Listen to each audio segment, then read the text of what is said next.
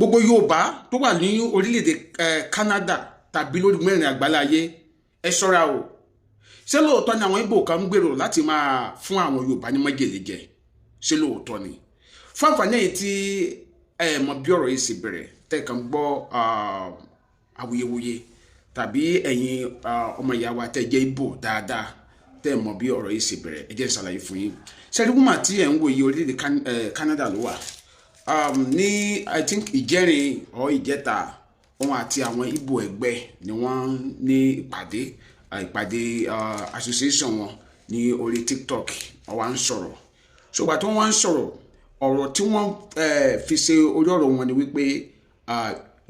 Yorùbá àti ẹ̀yà Benin pé àkórìíra wọn Ìgbò àkórí ìpàdé wọn nìyẹn. ọ̀sọ̀ wọ́n sọ̀pọ̀lọpọ̀ ọ̀rọ̀ wọ́n máa ìlú wá sọ̀rọ̀ jáde wípé nǹkan tó máa sọ gẹ́gẹ́ bí ìmọ̀ràn fún àwọn Ìgbò ẹgbẹ́ òun ní Canada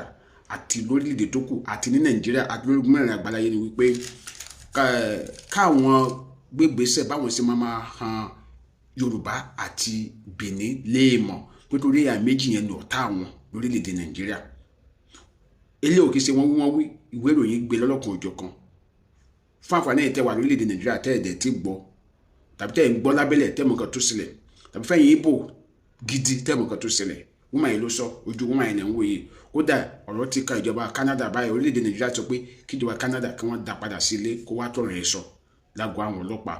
Kódà ìwé ìròyìn ti gbé kódà ìyàwó Àbíkẹ́ Dábírí tó wà ní in charge àwọn ọmọ Yorùbá tó wà lókè àwọn ọmọ orílẹ̀‐èdè wa tó wà lókè òkun ó ti sọ̀rọ̀ lórí ọ̀rọ̀ yìí pé ìgbésẹ̀ ń lọ lọ́wọ́ láàrin ìjọba orílẹ̀-èdè Nàìjíríà àti ìjọba orílẹ̀-èdè Canada láti ìdápadà wálé kó wá sọ nǹkan tí ó rí lọ́bẹ̀ tó fi wá ro ọwọ́. Ó wá ń sọ wípé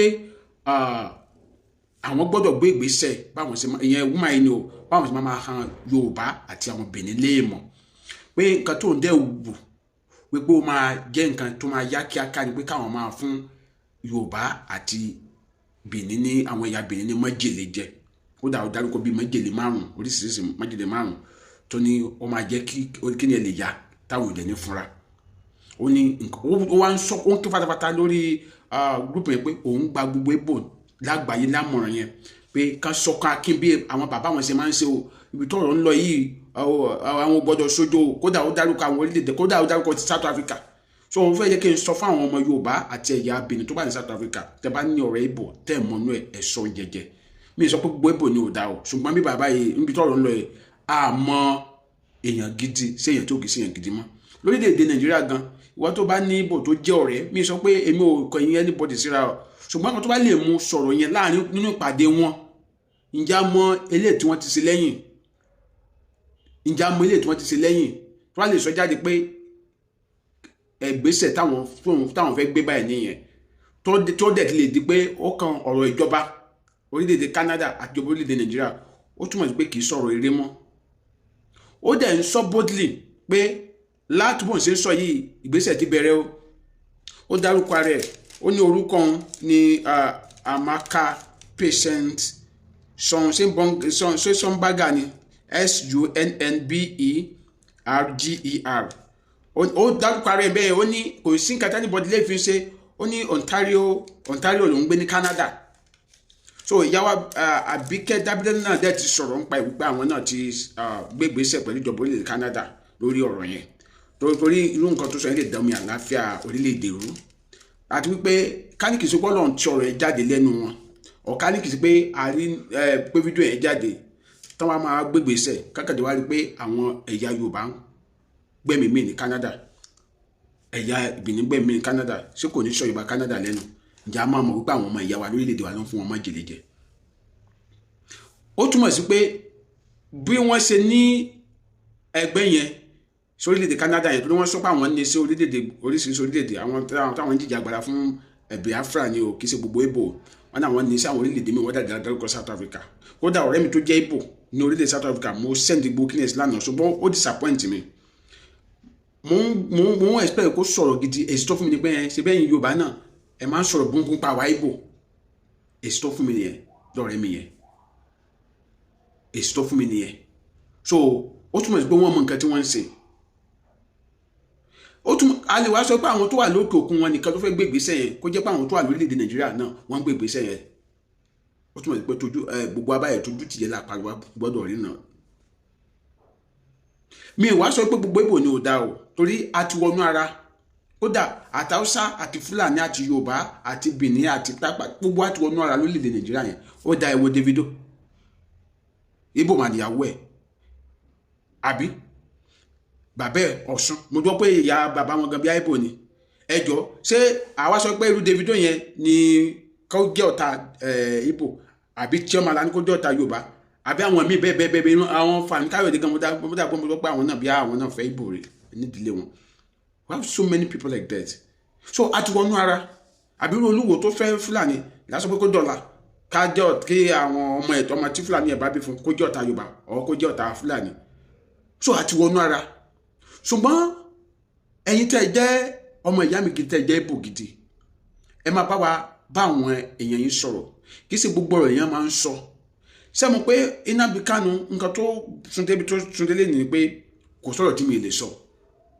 mo rántí ọ̀rọ̀ EndSARS ọ̀rọ̀ tó sọ pé tẹ́ bá tiri Tinubu ẹ hàn lè mọ̀ ẹ bá dúkìá ẹ jẹ́ gbogbo àwọn ọlọ́pàá ẹ máa lọ sí àgọ́ ọlọ́pàá kọ̀ọ̀kan tẹ́kẹ́ lọ máa sọ́nà sí tó ń sọ ńgbà yẹn tó ń rò pé òun ò sí Nàìjíríà kò sí nǹkan tó ń wò lè sọ gbogbo kí nìyẹn padà ń wú jáde ní ọdún place létí pé definitely òun ló wà ní ẹ̀yìn EndSARS lórí ọ̀rọ̀ ẹ̀mí tó bọ́ àti dúkìá tó bàjẹ́. So kò sẹ́ni tó mọ̀ ọ̀rọ̀ sọ ṣùgbọ́n kì í ṣe gbogbo ọ̀rọ̀ nìyẹn máa ń sọ nígbà míì ẹ lè má ní èrò láti ṣe nǹkan yẹn kó yẹ pé nínú ìbínú ọ nínú pé kákan sáfi halẹ̀ làwọn fi sọ káwọn yẹn dẹ̀ sọ́jọ́ òótọ́ mọ́ yín lọ́wọ́ ńsìn báyìí kì í ṣe gbogbo Ìgbò ni ò dá kì í dẹ̀ ṣe gbogbo Yorùbá ló dá kì í ṣe gbogbo Fúlàní ni ò dá kì í dẹ̀ ṣe gbogbo Haúsá ló dá ṣùgbọ́n ọ̀rọ̀ yìí ńsìn báyìí tí a bá fi sùúrù sọ tíjọba ò fi sùúrù handle ṣé kò ní dá nǹkan mi mọ́ wa lọ́wọ́. Okay, another protest tán náà fẹ́ ṣe ń sìn lára nǹkan tí wọ́n demand fún ni wípé wọ́n gbọ́dọ̀ fi Nnamdi Kanu sílẹ̀ kódà mo rí ọmọ Yorùbá kan tó ṣe orin fún Nnamdi Kanu tó fèdè Yorùbá sọ pé kíjọba fi Nnamdi Kanu sílẹ̀ tá a bá nífẹ̀ẹ́ yín ṣé irú ọmọ Yorùbá yẹn ṣé wọ́n máa sọ pé kíjọba fi Nnamdi Kanu sílẹ̀ tó dẹ̀ kọ́ lórí ní èdè Yorùbá tá a bá nífẹ̀ẹ́ yín protest tó lọ lákọ̀ọ́kọ́ ẹ fi sí wípé wọ́n gbọ́dọ̀ fi Nnamdi Kanu sílẹ̀ para demand nìyẹn gbogbo ọmọ Nàìjíríà jẹ́ supporting adẹ̀jáde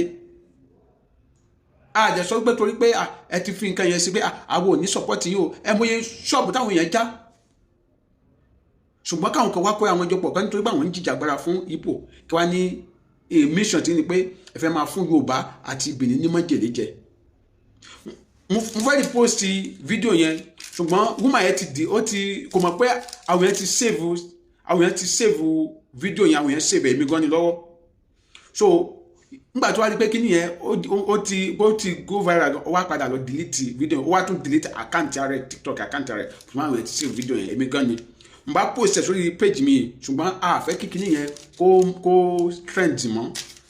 tó wá trend bẹ́ẹ̀ yẹn àmọ́ àwọn tínú wọn le ẹgbẹ́ inú Benin náà le àwọn inú Benin tẹ̀lé ju inú Yorùbá lọ Yorùbá kan máa ń ṣe àwọn fọgbọ́n ṣe nǹkan yìí tó lè sọ pé nǹkan tẹ́ ẹ fẹ́ ṣe lè tàbí àbí àwọn tí ń ṣe ti pẹ́ ká tí ń jẹ mọ́ wọn lọ́wọ́ ẹ̀dẹ̀ mọ nǹkan tó ń lọ lórílẹ̀-èdè wa tẹ́lẹ̀tẹ́lẹ̀ tí ò díẹ̀ ní ẹ̀ tí mo fi fẹ́ repost video yẹn so ẹ jẹ́ ká ṣe sùúrù kì í ṣe gbogbo Ìgbò kọ́ ni ò dá o kì í ṣe gbogbo Ìgbò ni ò dá o àrí àwọn Ìgbò gidi tó dá mo ní Ìgbò lọ́rẹ̀ dáadáa so bó sì jẹ́ nìyẹn Adeomade ní orúkọ mi ẹ bá mi share video yẹn ẹ má dẹ̀ gbàgbé láti follow page mi ẹ tẹ̀ subscribe sí YouTube channel mi Adeomade TV Nàìjíríà ò ní bàjẹ́ o Nàìjíríà ò ní bàjẹ́ lábẹ́ Ọlọ́run ọba àti Ìgbò àti Yorùbá àti Haúsá àti Fúlàní ọmọ ìyá ni wa ẹ jẹ́ ká wà ní rẹ̀pọ̀ tábà tí ẹ máa lọ kì í ṣe ká máa hara wa lé mọ̀ tó dàgbò máa bá lọ lọ́tọ̀ọ̀tọ̀ ká máa hara.